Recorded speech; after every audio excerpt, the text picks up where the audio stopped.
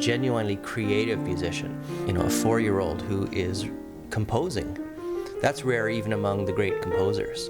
And his gifts were so extraordinary that for several years he was studied quite systematically by a Hungarian psychologist named Géza Reves, who ended up writing a book about him when he was 13 years old. So this came out in Germany in 1916.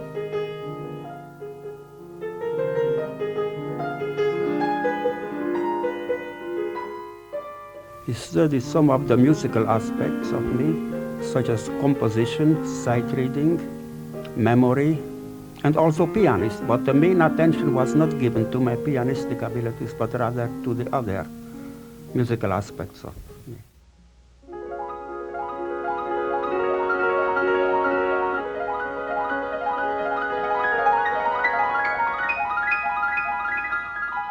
At my first concert, I played works by Beethoven, Haydn, Grieg, Chopin, and some of my own compositions. I met Puccini when I was 6 years old. At that time I also met Franz Lehár, and I played for him too. Also at the age of 6, my father took me up to his apartment, and then I played some of my own compositions for him. I went to England and played before Queen Mary in June 1911. I was at that time 8 years old. It was a so-called command performance at Buckingham Palace. My father and I were invited to appear before the Queen, and the Prince of Wales was present also.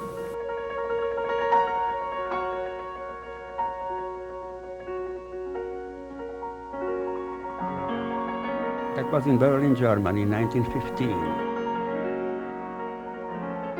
I played the third concerto in C minor by Beethoven. The reception was very favorable. I played then again Berlin Philharmonic under Arthur Nikisch. I had a wonderful time with him. It wasn't hard at all. We agreed on the tempos and on just about everything. He was most kind.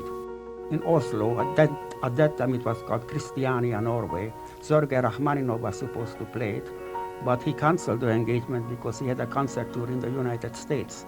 So I played in place of Rachmaninov. I was only 15 years old.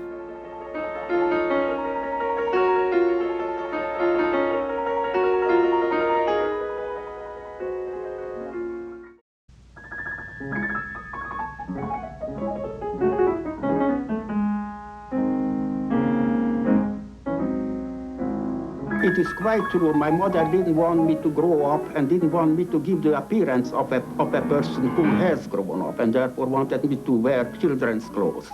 And that irritated me profoundly. Finally, when he was 16, he and his mother had one of their frequent arguments. She ended up breaking an umbrella over his head, I believe, during this argument. And he said that he wanted to live on his own and would stop playing if he wasn't allowed to do so.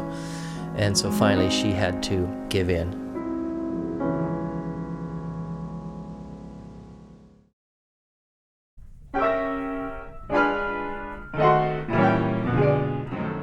There were ads in the newspapers advertising the arrival of this exotic young prodigy.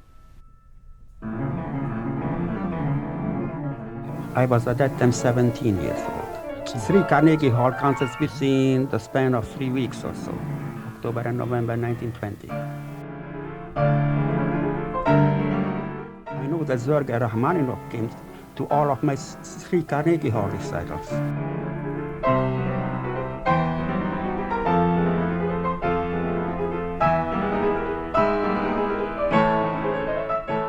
It was a 3-year contract, but it was cancelled after a few concerts. I thought I was too temperamental.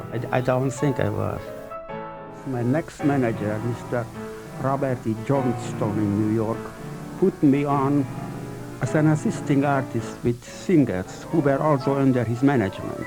I don't know why he did it, but it certainly had a very bad effect on my career as a concert pianist from then on. Eventually there was a lawsuit which I lost. It was almost impossible to obtain a good manager in those days. That was because of my lawsuit. that was the beginning of the end. You know, he had a sensational success that was then very suddenly cut short. And he was thrown on his own resources initially, and he was hopeless at looking after himself.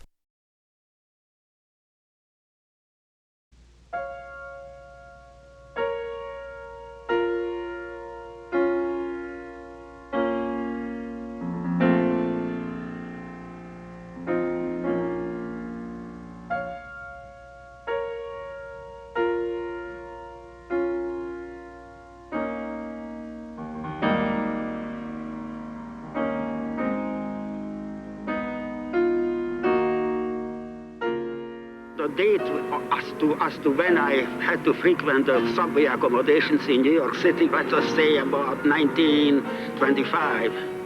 Up till then, I was in no actual need to sleep in the Grand Central Shuttle.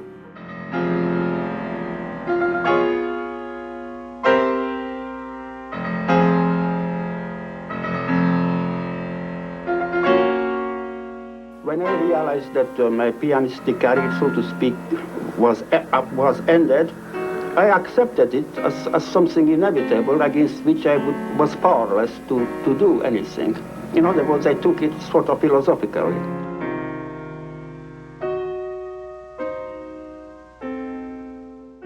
Through the 30s and into the 40s, Nyiregyházi circulated in Hollywood circles.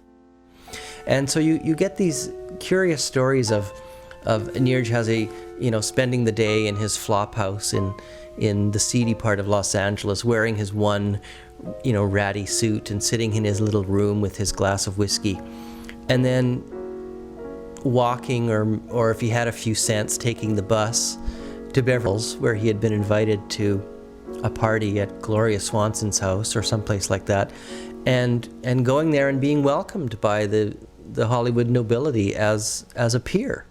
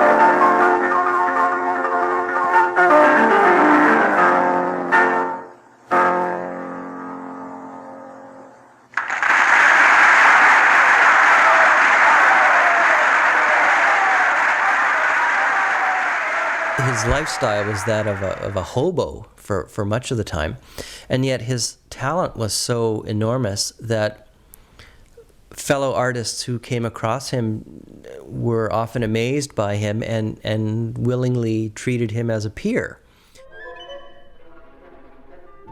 One of such artists was Arnold Schoenberg, the innovator of the 12-tone method.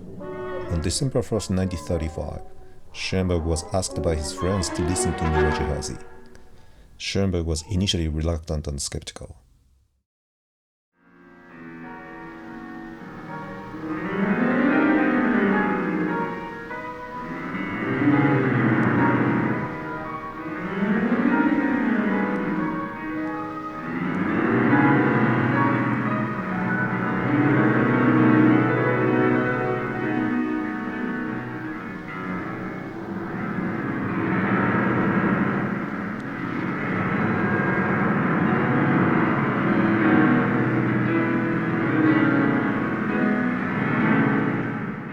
When the recital was over, he was completely overwhelmed, ran down to Nyiregyházi and said, "You are the person most replete with genius I have ever heard."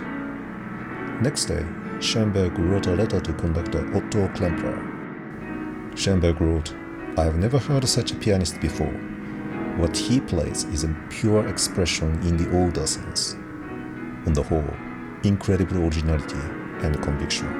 And he even wrote, "A new list truly seems to be the case, assuming that the list was actually this good." It was a great, wonderful tribute, which I deeply value, of course.